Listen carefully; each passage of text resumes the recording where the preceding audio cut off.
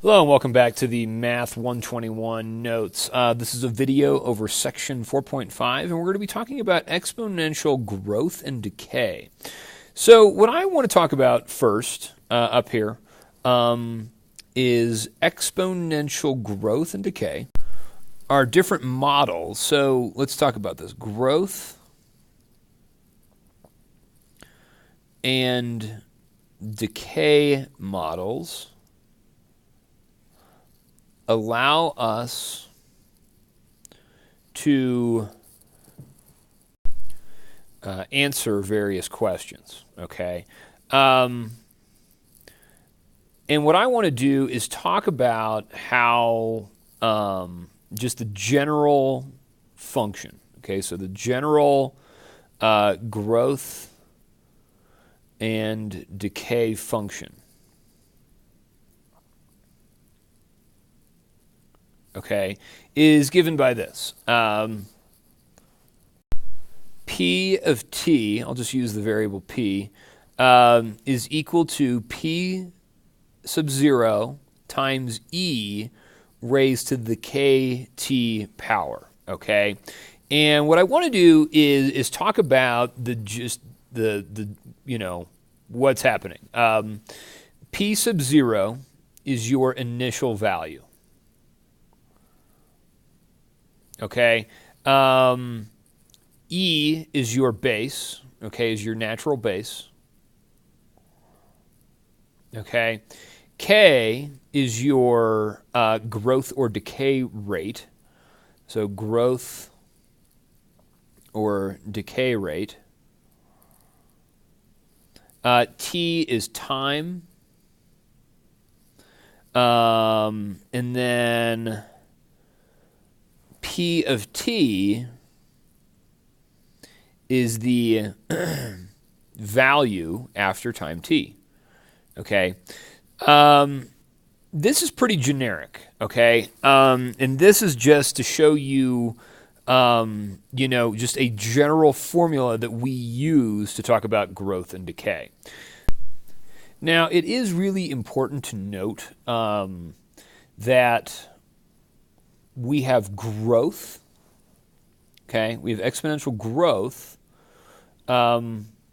when k is greater than 0, and we have decay when k is less than 0. So when k is positive, we have growth, okay? And then when k is negative, we have decay, all right?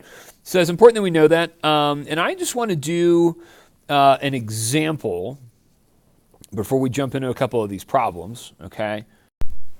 And I'm going to write this problem out. And so what we have, an example, we have a colony of bacteria increases from 200 to 250 in 14 days. Okay, and what we want to do is we want to write an exponential equation,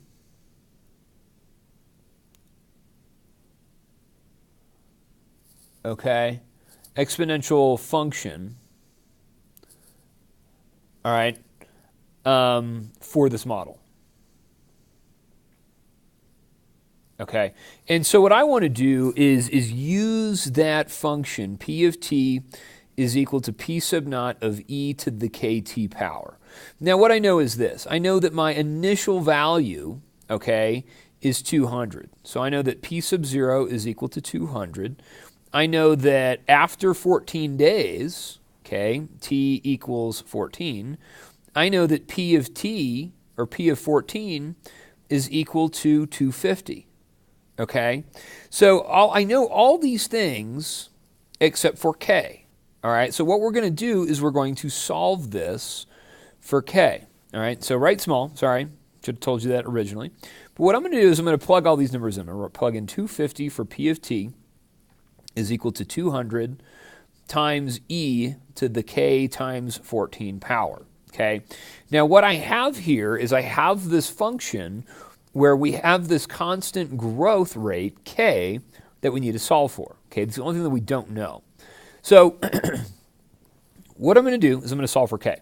Because I'm multiplying e to the k times 14 power times 200, the first step I'm going to do is divide both sides by 200, okay?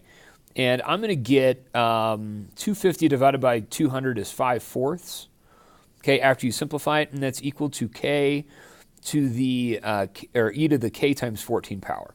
Now, to solve for this exponent, which we learned in the last section, what we'd want to do is we'd want to take the natural log of both sides. I'm going to take the natural log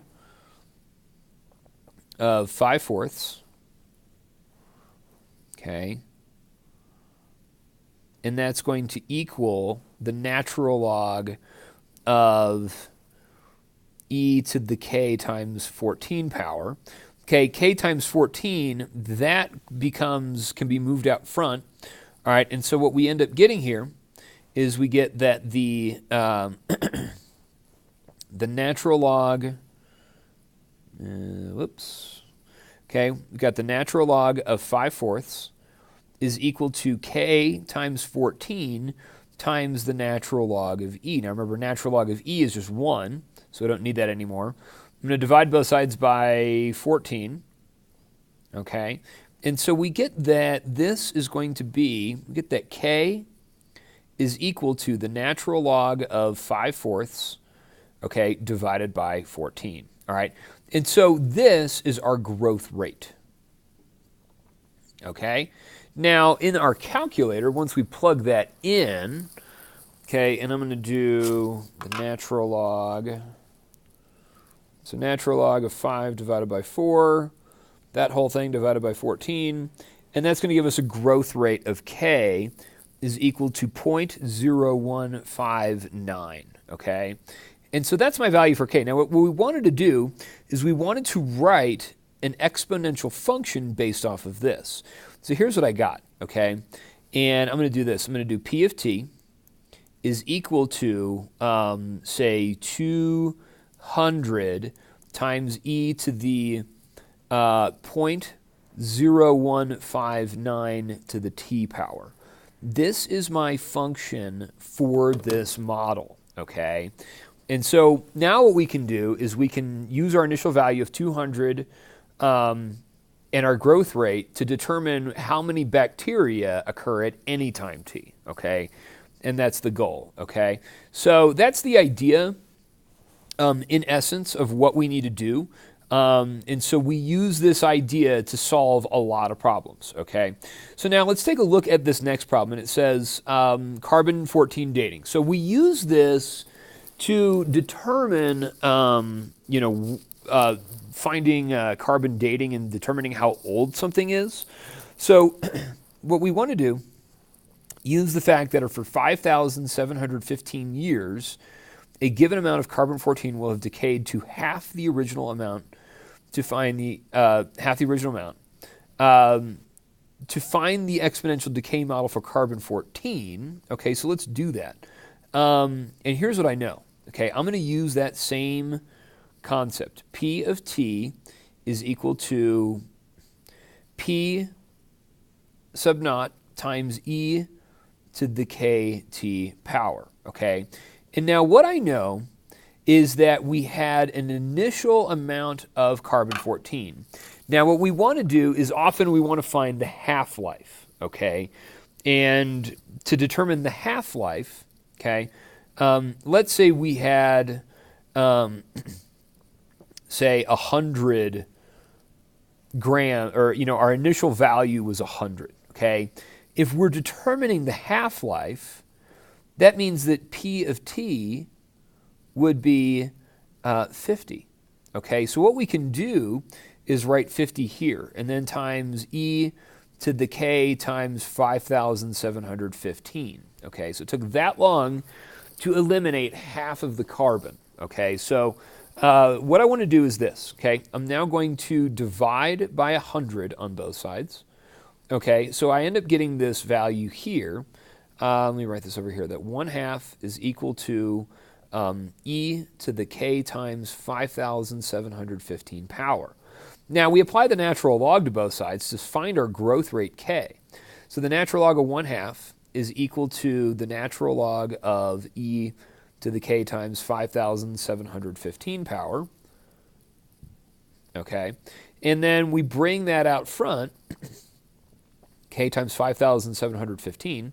All right, and so we get that the natural log of 1/2 is equal to k times 5,715. Now I'm going to divide both sides by 5,715. Okay, and we get that k is equal to this value. We get the natural log of 1/2 divided by 5,715. Now let's do that. Natural log of 1/2, and then divide that whole thing by 5,715, and that gives us a very small number. K is going to equal negative 0.000121. Okay, so it's a very, very small growth rate. Okay, the amount of carbon that leaves at a very slow pace. But what we can do is then write this as P of T is equal to, some initial value P sub 0 times e to the negative 0.000121 t power. Now, the reason why I didn't put in a value for P sub 0 is because I don't have one, okay? And so, what I don't know is what that is. All I know is that I have half-life. And half-life really just means that we're going to put a half here. To get half of our original value, we, takes this long by this rate, e raised to that rate, okay? So what I want to do is take a look at part B. Okay, so in part B, it says in 1947, earthenware jars containing what are known as the Dead Sea Scrolls were found by an Arab Bedouin herdsman. Analysts indicated that the scroll wrappings contained 76% of their original carbon-14. So what we want to do is we want to estimate the age of the Dead Sea Scrolls. So what I want to do is use our value here. Use our function P of T is equal to P sub 0 times E raised to the negative 0.000121 times T power, okay? Now, what I don't have an initial value of carbon, but what I do know is that I have 76% of the carbon-14 in there, okay? And so what that means is that what I want to do after a certain amount of time, okay, I have 76% of the original carbon-14. So what I'm going to do, I don't need a P sub 0 in this case because I know the percentage. So what I'm going to do is I'm going to put 0.76 is equal to e to the negative 0.000121 times T power. Okay, so what I know, I have my growth rate, I have my, the amount of carbon-14 I have, 76%. What I'm going to do is solve this using a natural log. So now I take the natural log of both sides, natural log of e to the negative 0.000121 t power. Okay, I'm going to take my whole exponent, bring that out front. I get the natural log of 0.76 is equal to negative 0.000121 times t, and this is all times the natural log of e. Now remember, natural log of e is just 1, so that just goes away.